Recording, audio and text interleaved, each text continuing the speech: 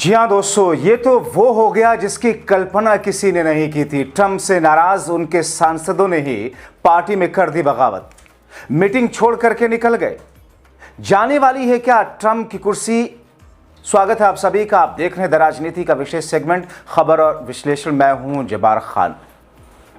तो इस वक्त सबसे बड़ा सवाल ये कि जो अमेरिका ईरान में रिजीम चेंज करने चला था, क्या ईरान में रिजीम चेंज करने से पहले या ईरान में रिजीम चेंज तो नहीं होगा, मगर अमेरिका में ट्रंप की कुर्सी पर खतरा मंडराने लगा। आखिर वो कौन सा चुनाव है जो कि ट्रंप के गढ़ में हुआ, जहां ट्रंप के विरोधी जीत गए? आखिर ट्रंप की साख इतनी ज्यादा गिरी क्यों? और उन्हीं की पार्टी के कई सांसद और खास तौर पर उनके राष्ट्रपति और सांसद नैन्सी ने जिस तरीके से मीटिंग छोड़ करके सांसदों को लेकर बाहर निकले और ये कह दिया कि हम अमेरिका के फौजियों को ईरान की तरह ईरान में मरने नहीं देंगे, इसलिए फौज नहीं भेजने देंगे। तो क्या आने वाले मिड टर्म पोल में ट्रंप की जो लोकप्रियता है वो पूरी तौर पर धराशायी होने जा रही है? क्योंकि इस वक्त जो पोल आया उसमें महज 35 से 36% उनकी लोकप्रियता बची है, जो कि जो बाइडेन के आखिरी वक्त से भी बहुत कम है। दोस्तों, यह खबर चौंकाती है और यह खबर डराती है डोनाल्ड ट्रंप को और इजरायली प्रधानमंत्री नेतन्याहू को, क्योंकि जिनकी शह पर नेतन्याहू या फिर जिस उम्मीद में डोनाल्ड ट्रंप ने इतना बड़ा जो कुछ कदम उठाया, अब उनके गले की फांस बन चुका है। ईरान से युद्ध छोड़ करके निकले तो किरकिरी, ईरान में युद्ध लंबे समय तक खींचे तो फजीहत, और फिर आने वाले दिनों में मिड टर्म पोल में उनकी कुर्सी जाने का संकट। दोस्तों, ये तो आप जानते हैं कि जब कोई शख्स बेलगाम हो जाता है, सत्ता में बैठे हुए लोग मनमर्जी करने लगते हैं जनता के हितों को साइड करके, तो फिर आने वाले दिनों के जो विद्रोह होते हैं उससे वो बच नहीं पाते हैं। फिर लगाम ऐसी कसी जाती है जिसके बारे में वो कल्पना भी नहीं करते हैं। दोस्तों, चूंकि अमेरिका का कानून है कि एक शख्स 2 ही बार राष्ट्रपति बन सकता है, जैसे कि बराक ओबामा लगातार 2 बार बन गए, जैसे कि डोनाल्ड ट्रंप पहली बार बने, दूसरी बार हार गए, फिर तीसरी बार चुनाव में फिर से जीतकर दूसरी बार बन गए। अब वो लाइफ टाइम नहीं बन सकते हैं, कभी नहीं खड़े हो सकते हैं चुनाव में। तो क्या उनको पता कि अब मुझे तो आना नहीं, इसलिए जो मन मर्जी जो करना हो कर डालो, जुआ खेल डालो, अगर सही हो गया तो ठीक, गलत हो गया तो कोई बात नहीं, कौन से मुझे सत्ता में आनी है। दोस्तों, सबसे पहले आपको एक ट्वीट दिखाते हैं जिसे देख करके डोनाल्ड ट्रंप भी हैरान रह गए होंगे, क्योंकि अमेरिका में ट्रंप की पार्टी के अंदर ही जिस तौर पर बगावत हुई है और जिस अंदाज में उनकी पार्टी के सांसद विरोध कर रहे हैं ईरान के खिलाफ ट्रंप द्वारा उठाए गए कदम को लेकर के और मीटिंग छोड़ करके निकल रहे हैं, ट्रंप उससे हैरान है। ये ट्वीट देखिए, ये है ट्रंप की पार्टी के सांसद हैं नैन्सी मिस। दोस्तों, उपराष्ट्रपति तो खुद को शांति का दूत बनाने के लिए लगातार प्रयास कर ही रहे, वो ट्रंप के फैसलों के खिलाफ हैं, मगर उनकी पार्टी के सांसद नैन्सी मिस का एक ट्वीट देखिए। वो लिखती हैं कि मैं साउथ कैरोलिना के बेटों और बेटियों को ईरान में युद्ध में भेजने का सपोर्ट बिल्कुल नहीं करूंगी, मैं ऐसा नहीं होने दूंगी, मैं ऐसा नहीं करूंगी।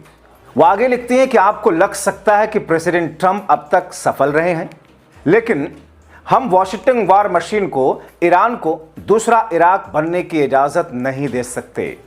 दोस्तों, इन्होंने जो बातें कही है ना, यही फीलिंग दरअसल पार्टी के दूसरे सांसदों के भीतर है। अब आप देखिए कि डोनाल्ड ट्रंप जमीनी ट्रूप्स यानी कि आर्मी को, जमीन पर लड़ने वाली आर्मी को वो गल्फ में अपने एयरबेस की तरफ भेज रहे हैं।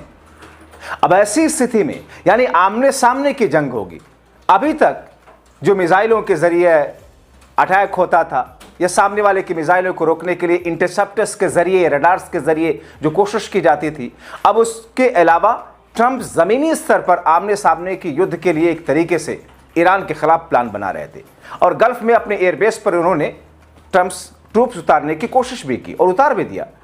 लेकिन दोस्तों, हालात ये हैं कि इजराइल ने जिस तरीके से अमेरिका के उन इंटरसेप्टर्स को, बड़े बड़े इंटरसेप्टर्स को जो हजारों करोड़ के हैं, उनके रडार्स को जो हजारों करोड़ के, उनको तहस नहस किया और महज अपनी कुछ सस्ती मिसाइल्स और कुछ सस्ते ड्रोन के जरिए, उसमें अब तक आप जानते हैं करीबन 20 लाख करोड़ रुपए अमेरिका के खर्च हो चुके हैं। और डोनाल्ड ट्रंप ने अब इस जंग के लिए, इस बजट को बढ़ाने के लिए 16 लाख करोड़ रुपए और बजट के लिए वो तैयारी कर रहे हैं। यानी कि दोस्तों आप सोचिए कि अगर करीब करीब 40 लाख करोड़ रुपए, 16 लाख करोड़ रुपए, 20 लाख करोड़ रुपए जो कि खर्च हो चुके हैं, यानी कि अमेरिका के एक साल के कुल बजट का, आप देखें वॉशिंगटन के कुल बजट का पेंटागन के 1/4 है।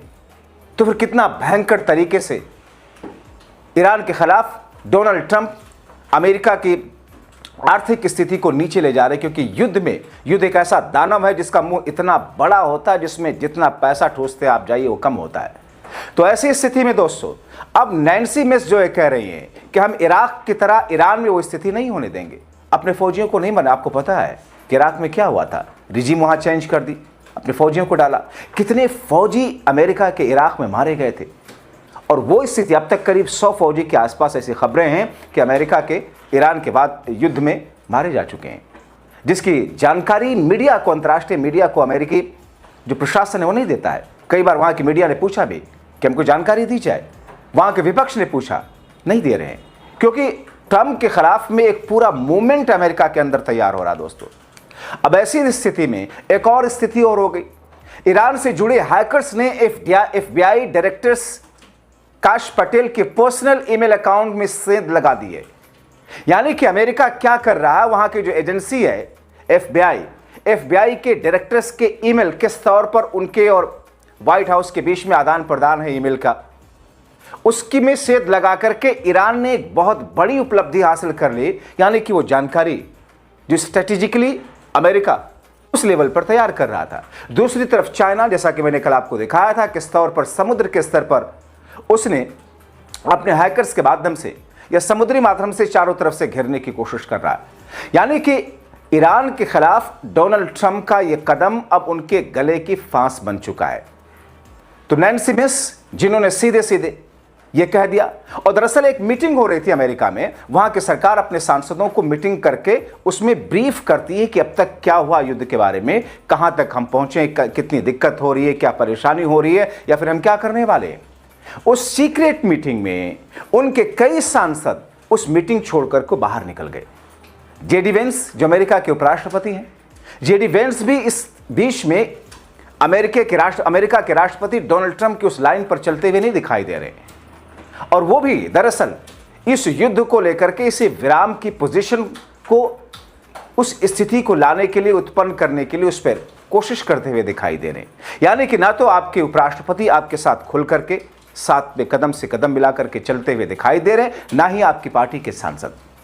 एक तीसरी चीज देखिए, जो डोनाल्ड ट्रंप का गढ़ है फ्लोरिडा, वहां पर एक चुनाव हुआ अभी। डोनाल्ड ट्रंप के गढ़ में विपक्षी पार्टी के नेता जीत के वहां पर।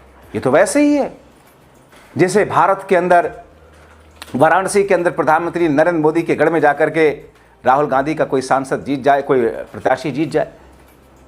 और कहा तो यहां तक जा रहा है कि पिछले 2024 के चुनाव में तो कांग्रेस पार्टी के प्रत्याशी शुरू के 4-6 राउंड तक बढ़त बनाए हुए थे प्रधानमंत्री मोदी पर, और बाद में फिर पता नहीं क्या हुआ। और ये ठीक वैसे भी है जैसे अमेठी में राहुल गांधी को स्मृति ईरानी ने हरा दिया था।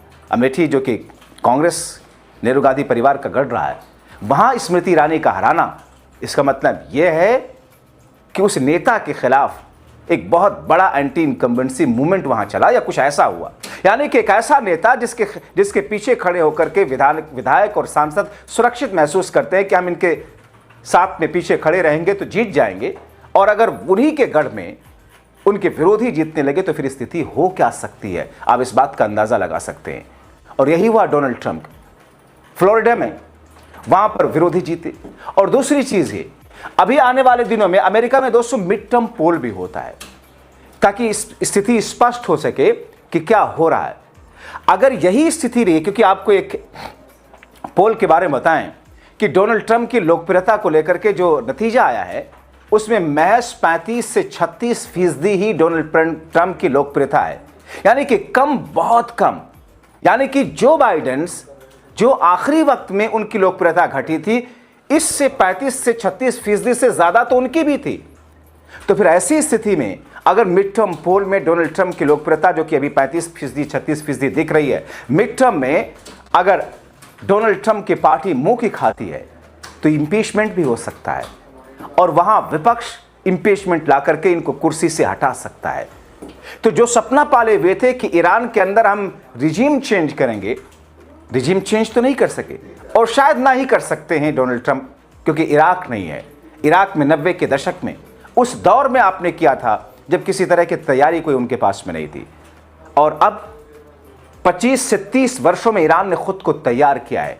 अमेरिका के हर प्रेसिडेंट के हिसाब से, उनके मूवमेंट के हिसाब से खुद को तैयार किया कि अमेरिका क्या क्या कर सकता है। सबसे पहले अमेरिका रिजीम ही चेंज करता है, इसलिए रिजीम चेंज ना हो इसके लिए एक ऐसी स्थिति ईरान ने उत्पन्न कर ली है कि आयतुल्लाह खामनेई के मारे जाने के बावजूद वहां सरकार पर कोई असर नहीं पड़ा। वहां एक पूरा स्ट्रक्चर तैयार करके वो पहले से गए थे। तो फिर ऐसी स्थिति में दोस्तों, जो अमेरिका में विपक्षियों का तो छोड़ दीजिए, जनता विद्रोह कर रही है इस जंग के खिलाफ में, डोनाल्ड ट्रंप के खिलाफ, उनकी पार्टी के लोग ही, सांसद ही डोनाल्ड ट्रंप के खिलाफ खड़े होते हुए दिखाई दे रहे हैं।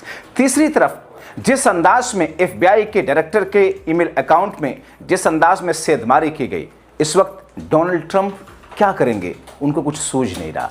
तो फिर स्थिति का इंतजार कीजिए, बहुत जल्द ही इसमें कुछ बड़ा नतीजा माना ऐसा जा रहा है कि ईरान के पक्ष में भी आ सकता है। आप क्या सोचते हैं? अपनी राय कमेंट बॉक्स में जरूर लिखें।